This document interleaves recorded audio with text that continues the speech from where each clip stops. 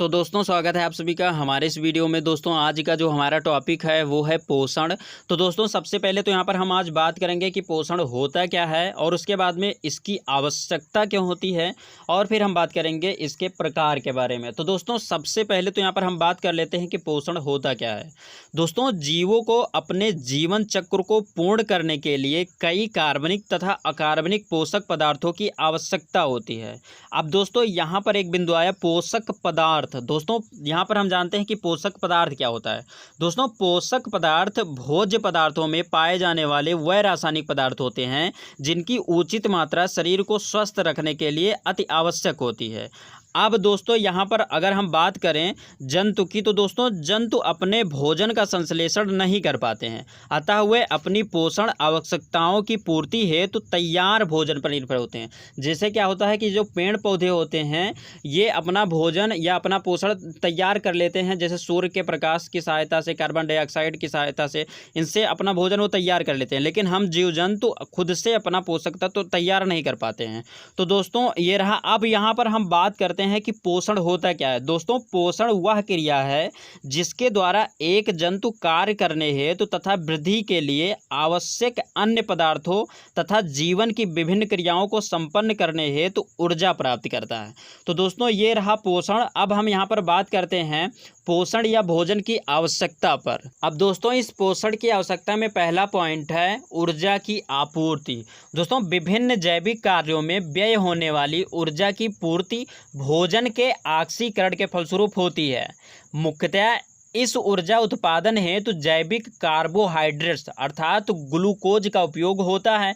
इससे मुक्त रासायनिक ऊर्जा गतिज ऊर्जा के रूप में जीवधारियों की विभिन्न संरचनाओं में संचित हो जाती है। अब अगर हम यहीं पर दूसरे पॉइंट पर बात करें तो दूसरा पॉइंट है शरीर की वृद्धि। दोस्तों पचे हुए खाद्य पदार्थों का जीव द्रव्य द्वारा आत्मसात कर लेना स्वांगीकरण कहलाता है, जिससे जीव द्रव्य की मात्रा में वृद्धि होती है एवं जीवधारियों के शरीर में भी वृद्धि होती है। इसमें उपस्थित प्रोटीन्स, खनिज लवण, विटामिन्स आदि शरीर की वृद्धि में महत्वपूर्ण भूमिका निभाते हैं।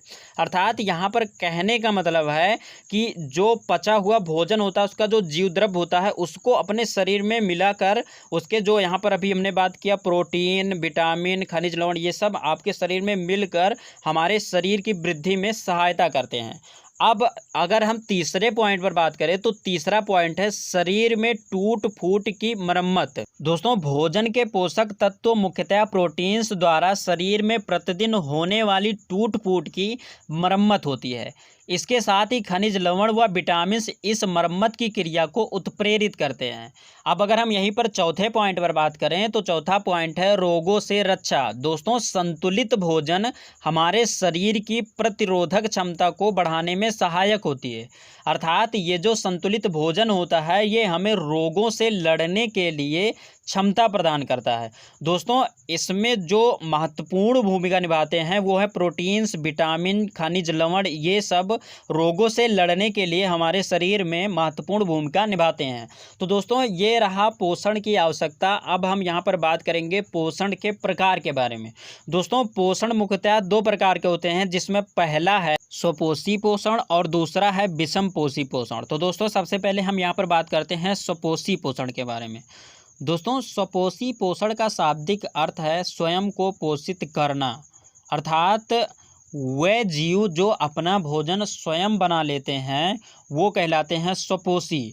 अर्थात अगर हम यहाँ पर उदाहरण की बात करें तो हरे पादप कार्बन डाइऑक्साइड गैस और जल से प्रकाश तथा पर्णहरिम की उपस्थिति में प्रकाश संश्लेषण की क्रिया द्वारा अपने भोज्य पदार्थ का निर्माण स्वयं कर लेते हैं, तो ये कहलाते हैं स्वपोषी।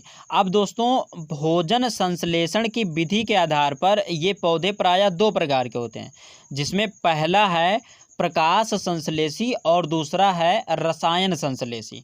अब दोस्तों यहाँ पर हम सबसे पहले बात कर लेते हैं कि प्रकाश संश्लेषी क्या होता है। दोस्तों अधिकांश पौधे तथा कुछ जीवाणु पर्णहरित तथा प्रकाश की उपस्थिति में वायुमंडल से कार्बन डाइऑक्साइड गैस तथा मृदा से पानी को लेकर भोजन का निर्माण करते हैं। इस क्रिया में ऊर्जा की उपयोग होती है। अब दोस्तों यहाँ पर अगर हम बात करें रसायन संश्लेषी की, तो दोस्तों कुछ जीवाणु पानी की अपेक्षा विभिन्न प्रकार के रसायनों की ऊर्जा का उपयोग कर खाद्य संश्लेषण करते हैं। यह क्रिया पर्णहरित की अनुपस्थिति में होती है, जैसे नाइट्रिकारक जीवाणु और उसके बाद में सल्फर जीवाणु। तो दोस्तों ये रहा रसायन संश्लेषी। तो दोस्तों आज का वीडियो बस यहीं तक। अगले वीडियो में हम बात करेंगे पादपों में पोषण अर्थात प्रकाश संश्लेषण के बारे में। तो दोस्तों उम्मीद करता हूँ वीडियो अच्छी लगी होगी तो प्लीज़ लाइक कीजिए, और दोस्तों यदि आप नए हैं हमारे चैनल पर तो चैनल को सब्सक्राइब कर प्रेस कर लीजिए बेल आइकन को, जिससे कि आपको नए वीडियो का अपडेट मिलता रहे। दोस्तों यदि अभी तक आप हमारे इंस्टाग्राम अकाउंट से नहीं जुड़े हैं तो आप इंस्टाग्राम पर जाकर सर्च कर सकते हैं गोविंद जायसवाल 8587, हम आप सभी को वहाँ पर भी मिलेंगे। तो दोस्तों बस यहीं पर दीजिए इजाज़त। जय हिंद, वंदे मातरम।